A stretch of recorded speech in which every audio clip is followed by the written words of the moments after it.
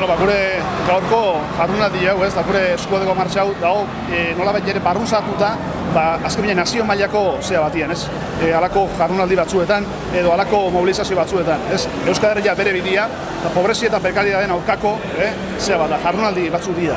Eskualdek ari gara egiten eta gaur urla kostai bat tokatu zaigu eta geuk antolatu dugu. Eskualdia oso kolpatua dago, ez? Lehen esan dugu bezala, oso egoera bortitza, oso gogorra ikusten ari geranez, argi eta garbi dago, bai Madrilek hemen gaur egun oraindik dependentzia hortan gaude, tamalez, Madrilek erabakitzen ditu eta ikusten dugunez, bati bat Eusko Jaurlaritzak ez du guk esaten duguna, ez? Eta exigitzen ari garen desobedientzia hori ez du horrela eramaten, baizik eta Madrilek esaten duen guztiari men egiten dio Eusko Jaurlaritzak.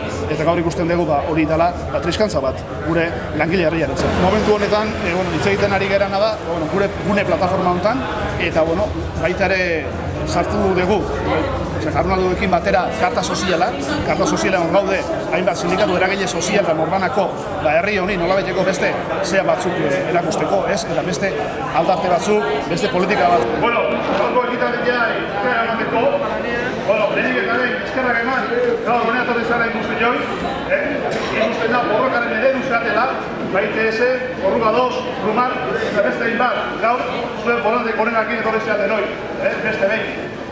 Gaur, pobreziaren aurkako martxa bat egin dugu, Rola Costa.